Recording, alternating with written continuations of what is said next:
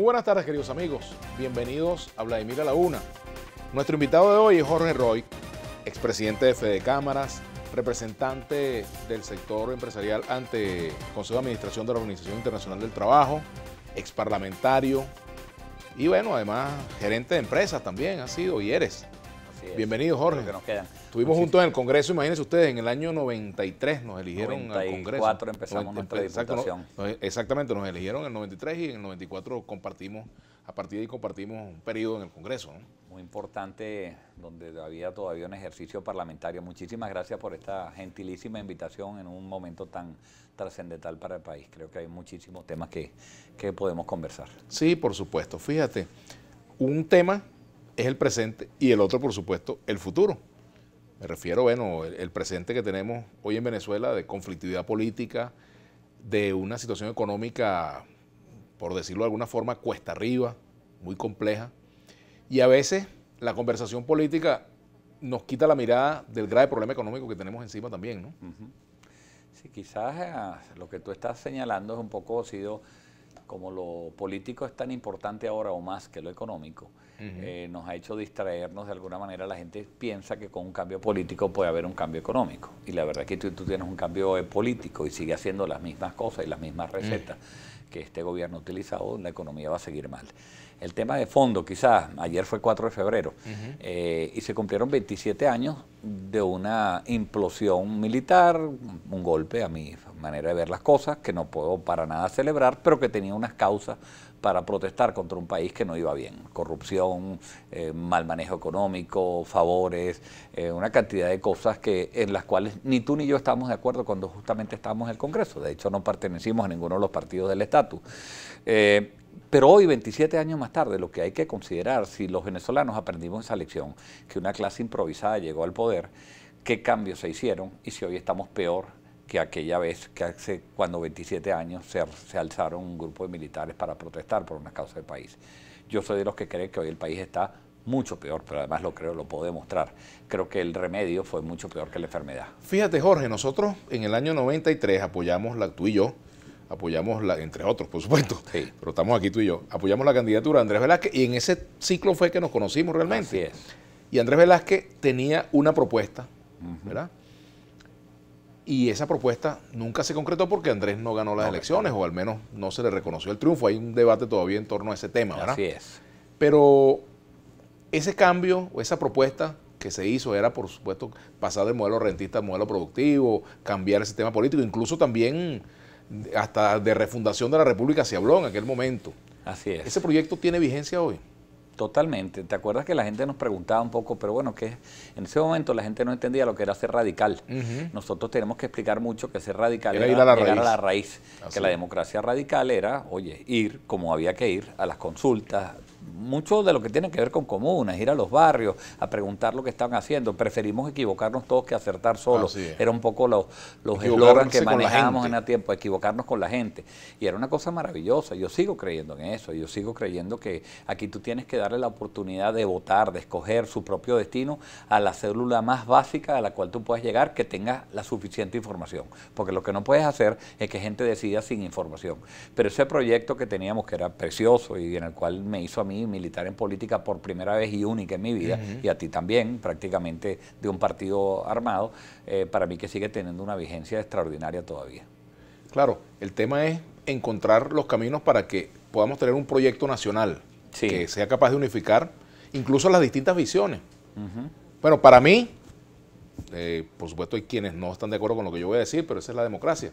Para mí, ese proyecto de país en gran medida estaba recogido y está recogido en la Constitución del año 99. El problema es que se dejó de lado.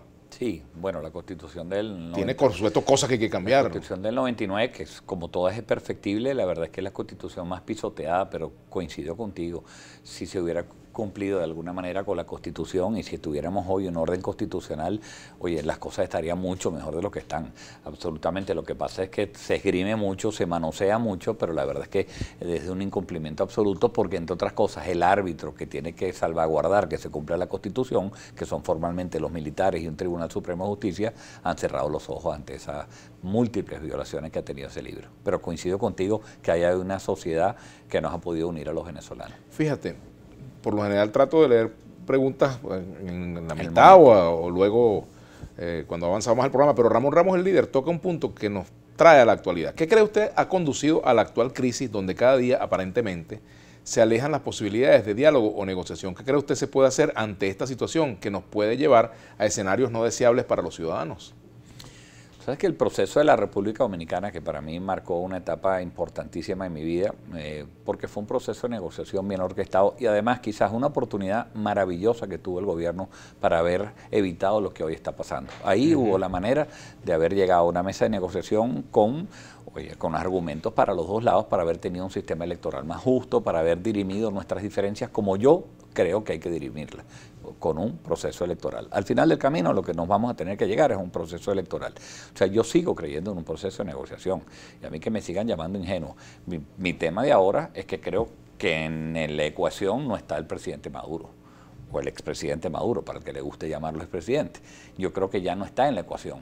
En la ecuación Maduro ya no está en la negociación. Cualquier negociación que pase en este momento en el país es sin Nicolás Maduro. Ahora, ¿y cómo se puede hacer eso?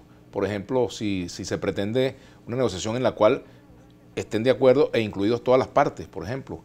Bueno, yo creo... por ejemplo, ¿tú crees que es posible que el chavismo que está gobernando sea capaz de dialogar sin el presidente Maduro? Yo creo que en este momento es mucho más importante, por ejemplo, negociar con el señor Vladimir Padrino que negociar con Maduro. Creo que es mucho más importante negociar con las Fuerzas Armadas, que me cumplan la Constitución, que negociar con una clase política. Pero a esa clase política le tenemos que dar garantías políticas de que puede seguir siendo un partido, de que puede seguir teniendo un futuro. Tú no le puedes decir, aquí es el que gana se lleva todo. Pero hay actores con los cuales tú tienes que sentarte a negociar. Ahora, Maduro le mete ruido a la negociación. Maduro es alguien el que no es creíble, que perdió la confianza. Entonces, sus asesores, su gente de confianza, que tiene que estar en una mesa, que tiene que tener futuro político, seguramente tienen que estar en un proceso de negociación. Pero yo parto de la base que en este momento la presencia de Maduro ensucia cualquier proceso de negociación creíble, permanente y que pueda tener unas bases de confiabilidad, no para mí, para el pueblo venezolano. Sin embargo, hay factores que están, digamos, dentro de quienes toman hoy las decisiones en el liderazgo opositor, que dicen que ya no es tiempo de negociación. Bueno, están equivocados. Siempre va a ser tiempo de negociación. Siempre y siempre. Lo que me pueden es discutir con quién se negocia.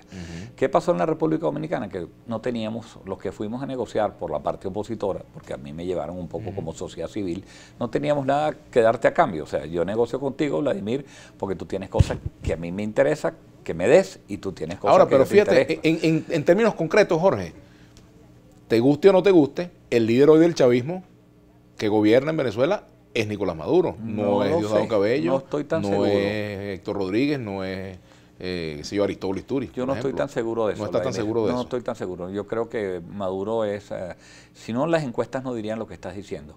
O sea, yo no creo que el mejor representante y el que represente más los intereses del PSV o del Yo me refiero a los efectos de una negociación efectiva. Si vas a negociar con el chavismo, ¿con quién de los civiles del chavismo habría que negociar? ¿Con Diosdado Cabello? Que tiene su condición de civil y militar, pues. Sí, también, pero hay muchas fuerzas ahí. Está Jorge Rodríguez, que representará los intereses del señor Maduro. Hay gente con la que tú te tienes que sentar a decirles cuál es su futuro y darle garantías, oye, de habitabilidad política en el día de mañana, y tienes que decirles, señores, este país vamos a caber todo. Pero un momentico, su proyecto fracasó y es momento que se den de lado. Y es momento de hacer la pausa. Vamos a hacer una pausa y ya venimos con Jorge Roy. Continuamos nuestra etiqueta Roy a la una. Es así, ¿verdad? Roy a la una, nuestra etiqueta para el día de hoy. Ya regresamos.